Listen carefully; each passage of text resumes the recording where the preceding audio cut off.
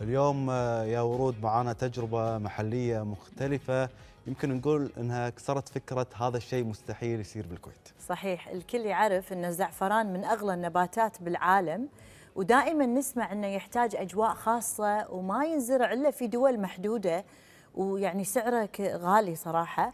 ضيفنا اثبت العكس وخلى كلمة صنع في الكويت توصل حتى للزعفران. حياك الله معانا الاستاذ محمد الجعفر، مختص في زراعة الزعفران. اهلا وسهلا فيك. صراحة شيء جدا جميل وفريد من نوعه ومميز ان احنا نزرع يعني وردة الزعفران. هذه وردة صح؟ نعم، هذا في بديرتنا الكويت، بأرضنا ترابنا، نعم، ونعتز بأرضنا وترابنا، فأهلا وسهلا فيك. الله يسلمك ومسي عليكم بالخير وعلى المشاهدين.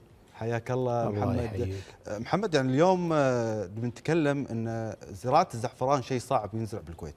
نعم.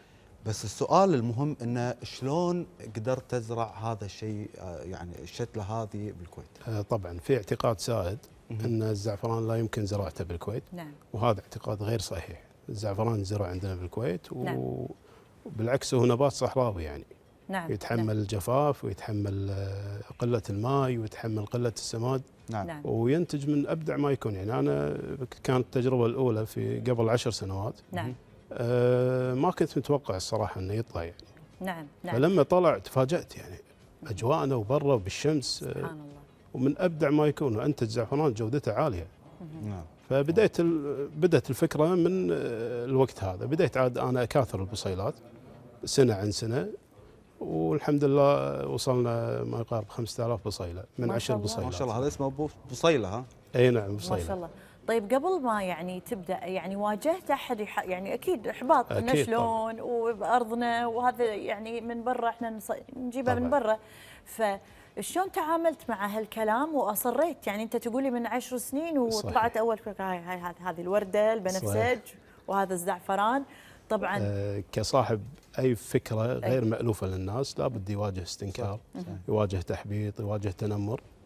انا ما التفت لهذا الصراحه.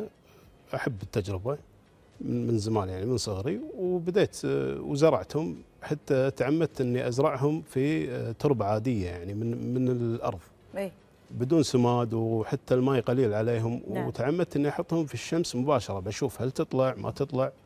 انصدمت الصراحه انه يطلع، ومن ابدع ما يكون انتاجه يعني. ما شاء الله. الله يبارك لك ان شاء الله ويزيد رزقك. طبعا هذا شيء وايد حلو واحنا نتمنى ان تزيد في انتاجه ان شاء الله. هذا ان شاء الله زعفران كويتي. زعفران كويتي. نعم. ان شاء الله السنين الجايه ان شاء الله بتشوفون براند كويتي وانتاجه من هالارض ان شاء الله. محمد، يعني متى اول سنه زرعت فيها الزعفران؟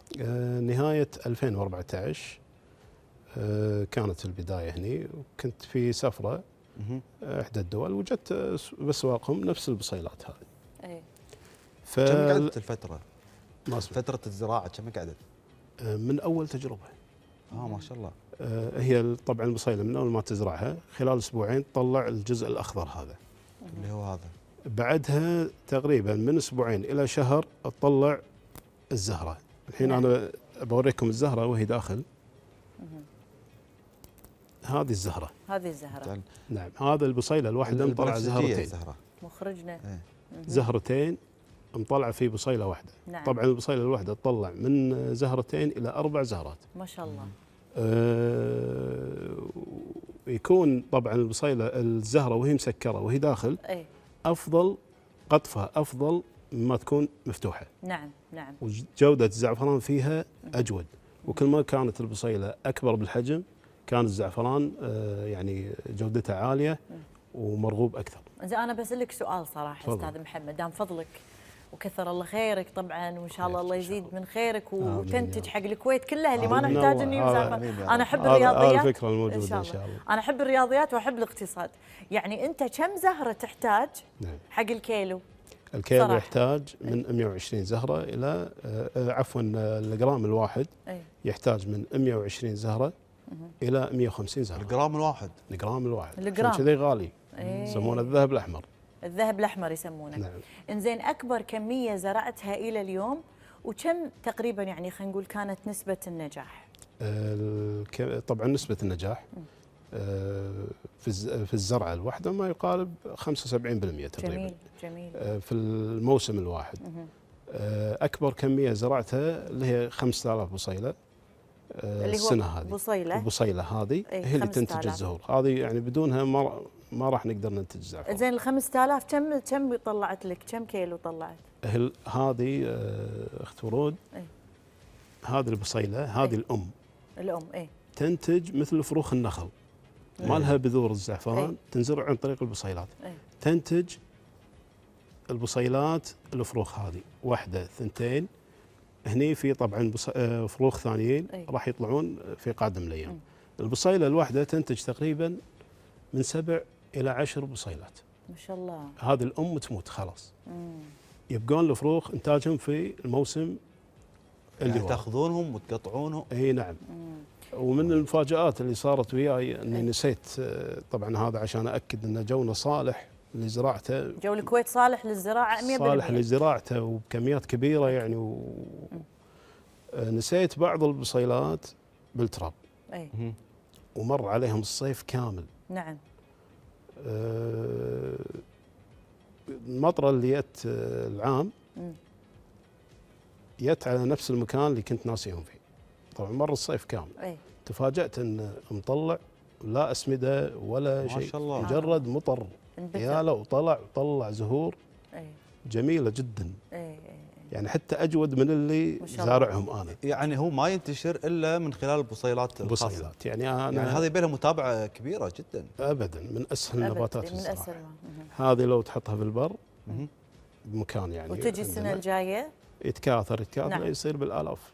ممتاز. يصير بالألف. وشنو نوعيه الزعفران اللي اخترته؟ هو نوعيه الزعفران يعتمد على قص الميسم نفسه اللي هو الشعيرات.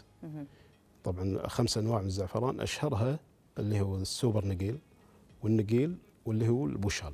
نعم. السوبر نقيل ينقص الجزء العلوي من الشعيرات فوق. مستورد هذا؟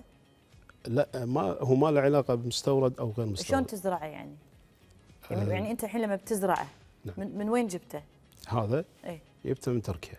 تركيا. اي نعم 10 بصيلات. الان ما املك ما يقارب 5000 بصيله، وان شاء الله العدد بازدياد.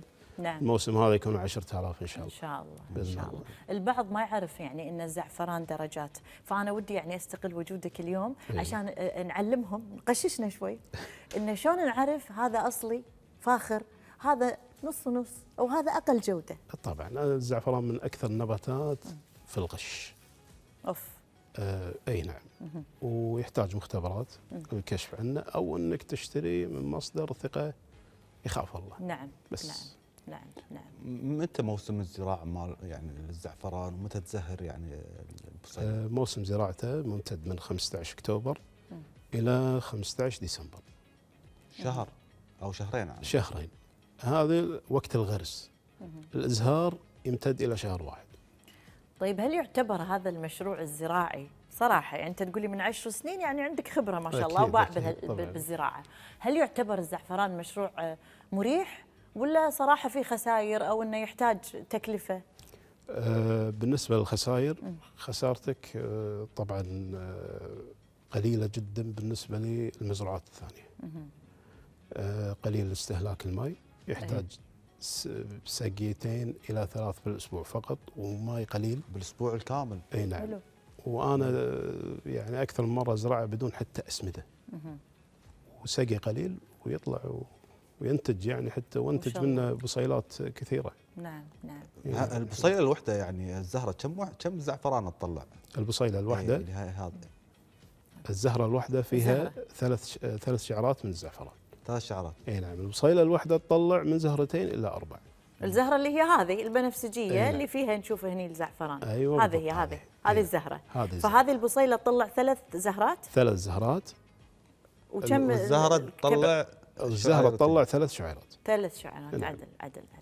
ناوي ان شاء الله تحوله الى مشروع باذن الله. هذا يعني خطه حطيتها قبل 3 سنوات ان شاء الله، اني اكاثر البصيلات لين اصل الى 8 مليون بصيله ان شاء الله. ان شاء الله. بحيل الله باذن الله. زين السؤال المهم، الحين بعد ما قطفت هذا زعفران بعد ما انقطف هذا اللي نعم. من داخل الزهرة. أي نعم. هل في تاريخ معين للانتهاء ولا هو ما شاء الله عادي؟ طبعا الزعفران تاريخ خلينا نقول ما له تاريخ صراحه. ما له ما يعني كل ما قدم كل ما صار اجود وريحته اقوى. يعني الحين الزعفران هذا اول ما نقطفه ما له ريحه. ما له ريحه. لازم نحطه في مثل على قولتهم مرطبانات مثل هذه.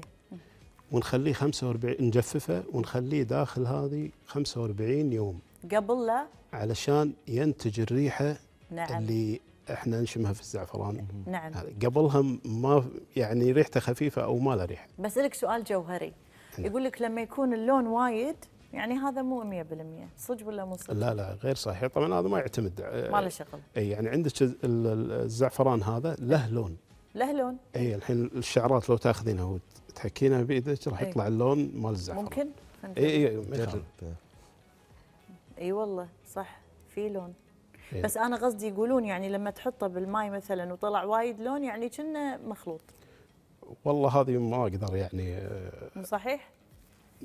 نقدر نقول يعني في بعضهم يصبغونه. اي بعضهم ياخذ الجزء الابيض من اخر شعيره الزعفران. نعم. عقب ما يقطف الجزء الاساسي اللي فيه الريحه ويصبغها وينزلها نعم. على بن زعفران. طبعا هذا قش. يقول لك زعفران اصلي ويحلف. والعياذ بالله من القش طبعا. ويحلف وهي مصبوغه. استاذ محمد الجعفر شكرا لك كل والله الشكر يوفقك ان شاء الله ويعطيك لمن يرضيك وتصير انت يعني المنتج زعفران الكويتي اللي احنا خلاص نفتخر يعني ولي في الشرف زراعه وشكرا على الزعفران. استضافتكم. يا هلا ومرحبا الشكر. فيك الله شرفتنا يحييك. ونورتنا.